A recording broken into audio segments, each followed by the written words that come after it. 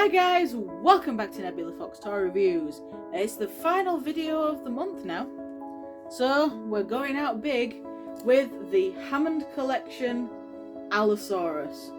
I've had this figure for a while now. I managed to source it off Amazon, I believe it was. Yeah, I got it off Amazon, but I've only just been able to get around to reviewing it now. This figure is awesome. We do also have the box, but with all of my Hammond collection figures, I open these as soon as I get them, get a proper feel for the figure first, and then I review them. Plus, I can't wait to open these.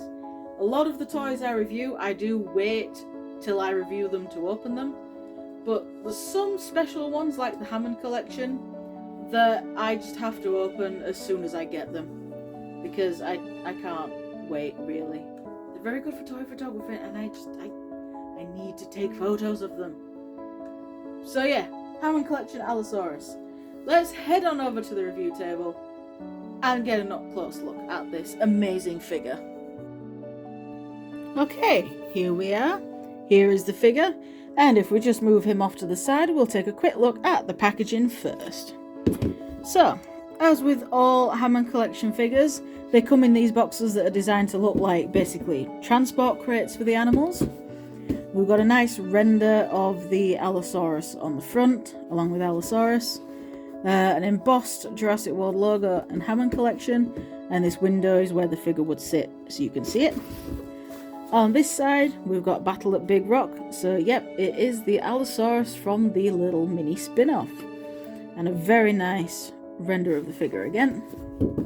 On this side, Hammond collection, and on this side we've just got more renders and stuff of the figure.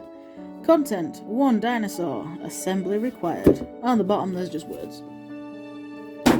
Throw that down there and bring the bad boy back in. So, Hammond collection Allosaurus, the latest of the bigger Hammond collection figures, and it is beautiful. We have very nice detailing and paint jobs throughout this entire figure, and we also have the glass eyes, which the lighting is not really going to let me show off. Oh, there we go. It's staring at you, and then it follows you. It looks at you wherever you go. Very nice detail. I love the paint scheme on this thing.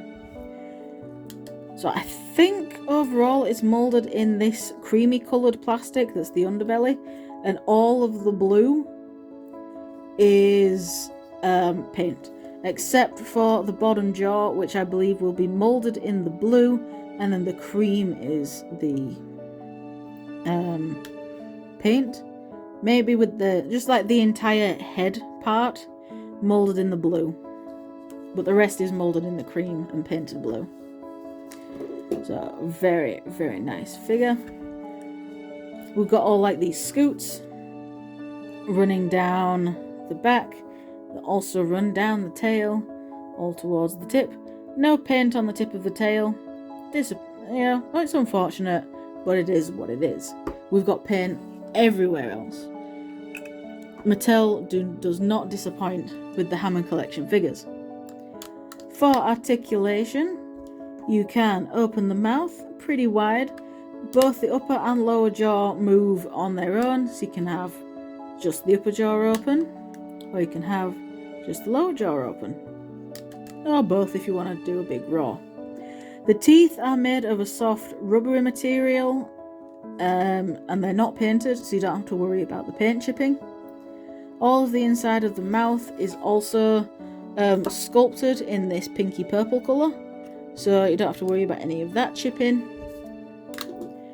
The head, where it attaches to the neck, is on a ball joint, so you get some nice wiggly waggly movement. It can look straight ahead, and it can look down, and I mean it can look down. Where the neck attaches to the body is another ball joint, so you got a really nice big range of movement there.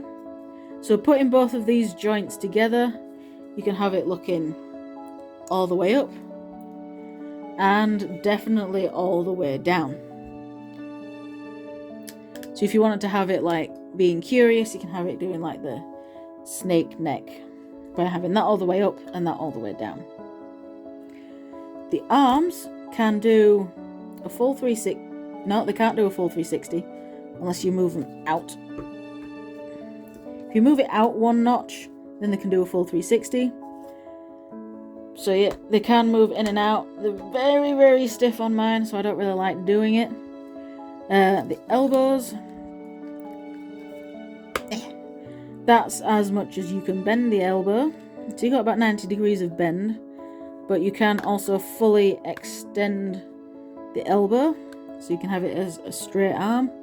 I like at least bending it a little bit. It looks more natural. And that is also a swivel. The wrist is on a swivel hinge. So if I just move the arm like that, so you can have it sort of high-fiving someone, or you can have the arm fully tucked in as you'd expect on a dinosaur. And obviously, like I said, swivel. Move the arms out of the way, onto the legs. There's nothing in the body. Onto the legs. The legs are on soft ratchets, so they lock into place. They can also go in and out from the body a little bit.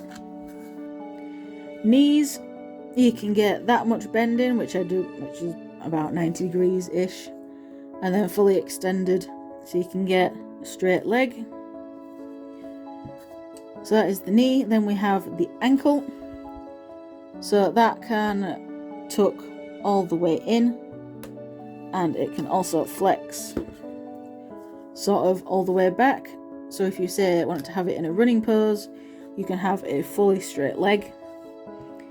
And then the foot, that is not the foot, that is the ankle. The foot, the foot, ankle, please stop moving. The foot can bend forward about that much, and it can fully flex back. So once again, if you wanted it to go in a running pose or do some ballet, you have a perfectly straight leggy. The joints on mine are still a bit stiff, which is why I'm struggling to do anything with this thing. Tail attaches to the body on a ball joint, so you've got that wiggle waggle, nice and stiff. But it also has a bendy wire in it, so if you want to pose it a bit more fluidly, you can. I do not like bending the bending wire, because you never know, one day you might overbend it and you could snap it. And sometimes you cannot get something that has a bendy wire in it to be perfectly straight once you have bent it.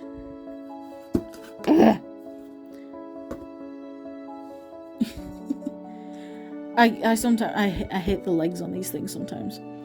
Head, arms, love it, but the legs can sometimes be a pain. Especially with this guy, the tail can make him very back heavy. Like the tail, it's like a rubbery skin to it, so it's squishy.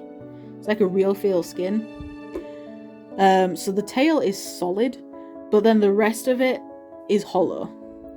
So you've got to get the center of gravity like perfect over the legs for it to balance it, otherwise it won't. I've just got lucky with this. When I first got it, it took me ages to get this bloody thing to balance to stand. But yeah, that's all I can really say about this figure. It is amazing. I highly recommend getting the Hammond Collection Allosaurus. This was, I believe, I can't remember if it was released this year or very, very late last year. Let's see if is there any year on the box. 2024 Mattel. So this was released very late last year. So it was like, I don't even think this was a Christmas release. This is more like a New Year release. So the very end of 2024 and the front end of 2025. I've only recently been able to get it because getting the Hammond Collection figures in the UK is near as damn it impossible. I did, however, manage to find this guy on Amazon. Amazon saved my life because I was very close to paying ridiculous amounts for this on eBay. Amazon saved my life by getting this in and not charging ridiculous amounts. I think it was £45 for this guy. So definitely worth it for 45 quid. It is very cool. Oh, he spins. Oh no, you don't spin. He spins. So anyway, that is my review of the Hammond Collection Allosaurus. Thank you very much for watching, guys, and I shall see you all in the next video, whenever that'll be. Bye!